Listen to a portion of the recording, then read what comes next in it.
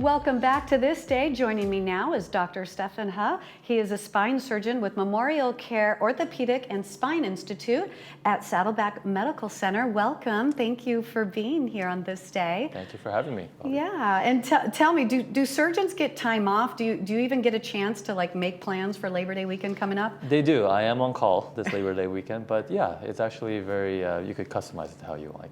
Oh, that's good. That's good to hear that there's a balance. There is, absolutely. So tell me a little bit about yourself. What is your background? Why were you drawn to becoming a surgeon? So I am a board certified orthopedic spine surgeon. So I focus on surgeries involving the neck and the low back. So I was drawn to neuroscience ever since I majored in it in my undergrad studies. And I continue to do basic science and clinical and biomechanical studies in spine for over 10 years throughout my training. So I really fell in love with the topic of spinal surgery. And especially in our modern day today with all these technologies, being on the phone, spinal ailments are just prevalent. So it's really nice to, and really rewarding to be able to make a change for the better for my patients in terms of their quality of life. Yeah, absolutely. And so kind of a funny question, but all of us lay people, we're we think doctors are amazing, especially if you're a doctor with a specialty. But when did you know, I'm good at this? So, it's we kind of have a joke with orthopedic surgeons that, we love power tools and, being able to use in the operating room. So, I definitely liked using my hands to be able to make a change for, to get my patients, up and walking literally the next day or just helping them with their quality of life. So, I think it's just working, many hours in the research lab and also just seeing the kind of people that my fellow colleagues and the culture to just kind of work hard and play hard kind of mentality, which really resounded with me. And so I understand you speak Japanese, Korean, and Spanish. Yes. How did you learn so many different languages? So I'm Korean American, so that was my first language. And like as many locals in OC, I took many years of Spanish in high school and middle school. And I've always been attracted to Japanese culture, so I minored in Japanese language and literature in college. Wow. Now, was it not that hard to learn Japanese because of the Korean?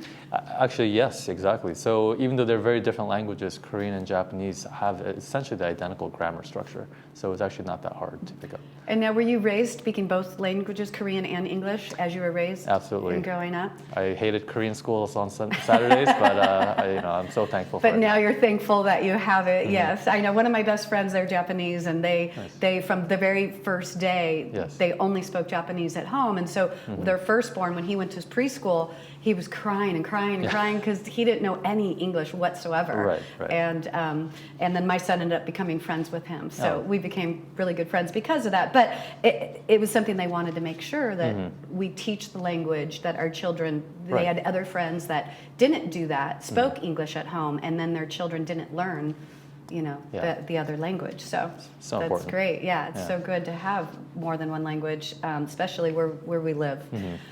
So what are some of the common spine conditions that affect the 55 plus community? Yeah, so most of my patients are kind of in that demographic. Most common things I see on a daily basis are patients with low back or neck pain, with sciatica or radiating arm pain, osteoporotic compression fractures, or adult scoliosis, or patients with slipped vertebrae or spondylolisthesis. Wow, the statistics don't look good for your back as you age. I understand most everyone over the age of 40 has some disc degeneration. Yes, so it really depends on a whole host of factors, including activities.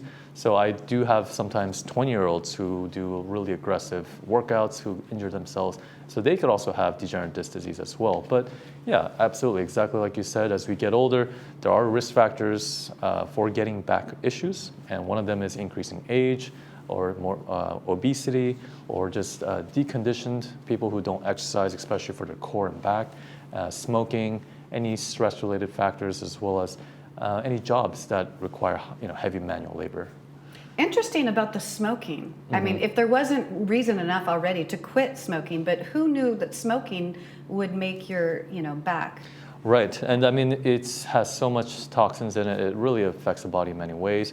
And actually, it's a very important factor when, we'll talk about more about surgery later, for patients especially who need fusion operations. Smoking is a detrimental factor that we try to mitigate or cut back on before surgery because it does affect the outcome. Yeah, absolutely. So what are some of the symptoms of disc degeneration? How do you know it's more than just, I have a kink in my back? So a lot of times it is kind of axial low back pain, but with a degenerative disc, you could also have herniated discs. As the disc gets degenerated, it gets weaker and more prone to herniation. And the herniation itself is not so bad, but the nerves are right behind it. So if you were to start pushing on the nerves, that could lead to the sciatica symptoms, which are characteristically that of burning, sharp, or stabbing pain radiating down the legs. And because these are all symptoms associated with nerve compression or even nerve damage, can often be accompanied by symptoms of tingling, weakness, or even numbness. Wow. And so how do you diagnose the disorder? So just like with anything in medical, we start off with a history and physical examination, of course, to get more information. But soon after, we start with an X-ray most often, and that's going to help us, first of all, rule out any fractures, see if there's any scoliosis or any slipped vertebra. But depending on the history and if it's necessary, if they do have symptoms of sciatica, and let's say they exhaust and fail conservative management, such as physical therapy, activity modifications, injections perhaps, then we can get an MRI to definitively diagnose whether there's a pinched nerve. And that's what was my next question, was then how is it treated? There's non-surgical treatment options, Right. There's minimally invasive options. What are all the different ways to treat? Yeah, so I mean, the good news is that 90% of patients with back problems will get better over time without any kind of intervention or any kind of invasive treatments. So that may include treatments such as, like I said, physical therapy, minimal rest, activity modifications, and sometimes they may need an injection. But the 10% that do not get better with these, or they have further neurologic deterioration, they may be a candidate for surgery. And this could range from anything as small as a 15-minute kyphoplasty if it's a compression fracture where you inject cement into the fractured bone, or it could be a multi-level fusion that could be very complex. So there's a lot of and everything in between. So there's a lot of different surgical options, and no two spines are alike. So really you have to tailor the specific treatment to that patient. So it could be and I could talk more about the laminectomy, which is a very common procedure, but that's typically what we would do for compressed nerves. Okay, wow. And so lastly, Laguna Woods Village is hosting their Fall Health and Wellness Expo coming up October 7th. And I understand you're going to be there? Yes, I will be there to talk about the spine symposium along with my esteemed colleagues from orthopedics and spinal background. So we will be happy to answer all and any questions. Great. Well, thank you so much for being here today and giving us all, this information. Back pain is no joke. Absolutely. That's probably one of the worst. So it's good to know there's help if you're suffering from that. Of course. Thank you for having me. Thank you. Stay with us. We have the dynamic duo of Energized Health coming up right after this.